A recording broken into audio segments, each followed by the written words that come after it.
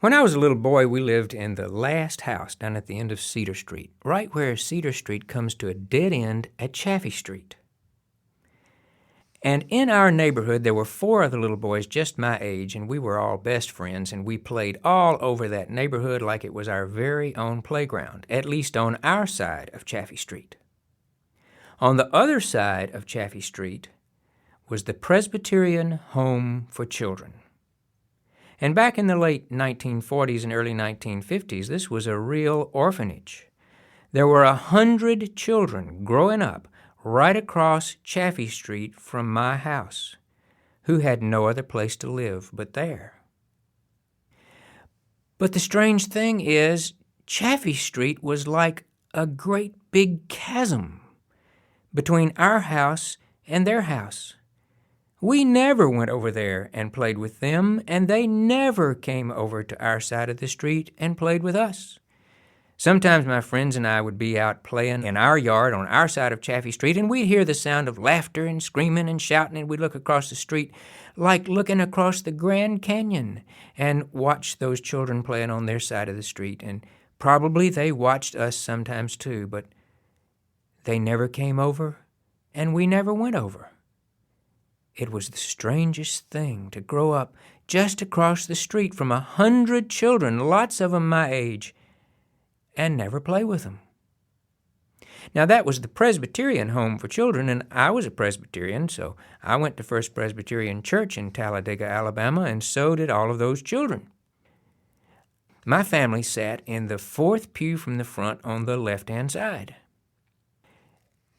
On the right-hand side of the center aisle, all of the children from the orphanage sat.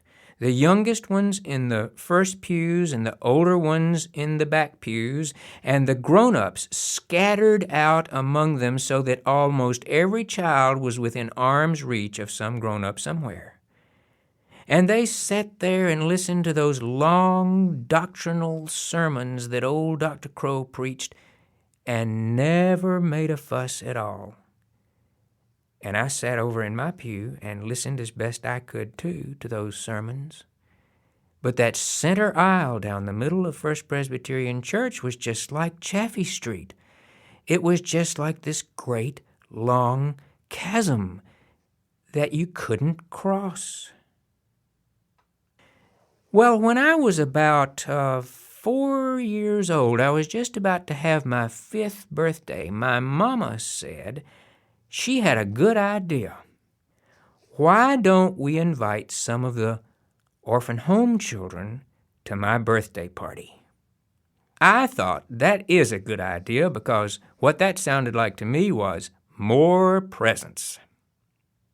But I discovered something there on my 5th birthday. I discovered that sometimes people don't come to the party with presents.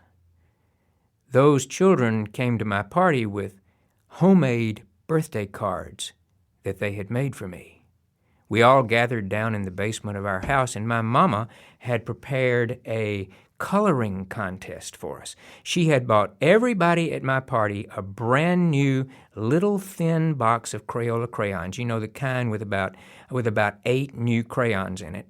And in the middle of the table was a huge box, you know, the kind with about 72 brand new crayons in it and a little sharpener in the end that you could sharpen the crayons with. And also in the middle of the table was my cigar box full of remnants of crayons that I'd collected all across my 5 years of life. And she'd bought a Lone Ranger and Tonto coloring book, and she'd cut pages out of it. And she passed a page out to everybody at my party. And she said, now you can color either side of your page because there's a picture on both sides. You just pick whichever side you want to color. Do the very best job you can, and the winner of the coloring contest is going to get this brand new box of 72 Crayola crayons. Well, I knew I could win that box because I was a good little boy who had learned to color inside the lines. And I had also seen the cover of that Lone Ranger and Tonto coloring book, so I knew what color everything was supposed to be. I knew what color the Lone Ranger's shirt was and what color his neckerchief was, and I even put shadows underneath the boulders in my picture. And I handed my picture in, and I sort of watched as the other pictures came in, and I could tell mine was the best. But when my mama announced the winner, it wasn't me. It was one of the children from the home across Chaffee Street. And I started to protest, but my mama looked at me and she said, sort of quietly, but in a way that mamas can say, "You don't win the prize at your own birthday party." When those children went home back to their side of Chaffee Street after my birthday party, all I can say is that chasm was just as wide as ever. Now my birthday comes in December.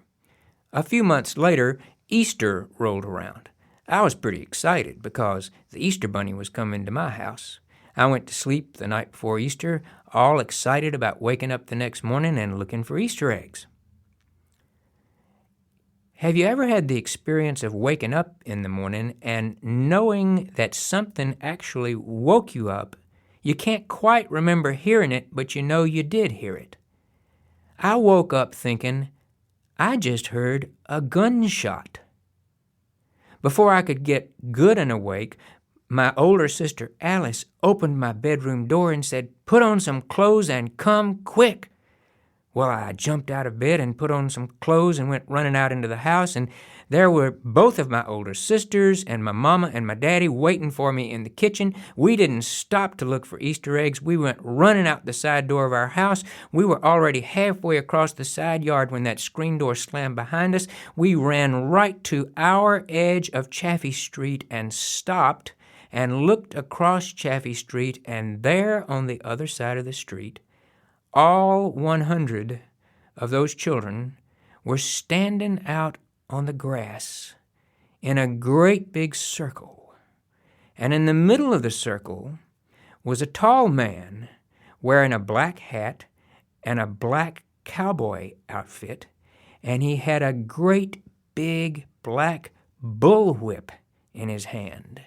And he was cracking that bullwhip, and it sounded just like gunfire all over our neighborhood. It was Lash LaRue. Now, I know some of you listening to this may be too young to know who Lash LaRue was, but he was a famous cowboy star. I'd seen him in the movies. It would be like waking up and discovering Indiana Jones was across the street from your house cracking his bullwhip. We stood there and watched as he put on a show for those children across Chaffee Street. And then all of their house parents gathered them up, and they all went filing back into their cottages to get ready to go to church. And Lash LaRue turned and looked across Chaffee Street and saw us standing there, and he did the most remarkable, unbelievable thing. He walked across Chaffee Street, just like he didn't know you couldn't do it. He visited with us there on our side of Chaffee Street for a while. My sister Alice, who has always been prone to exaggeration, says that she remembers him coming into our kitchen and drinking coffee with our family. I can't vouch for that. All I know is, ever since I was a little boy, Easter, for me, has been a day when you learn to see your old world in a brand new way.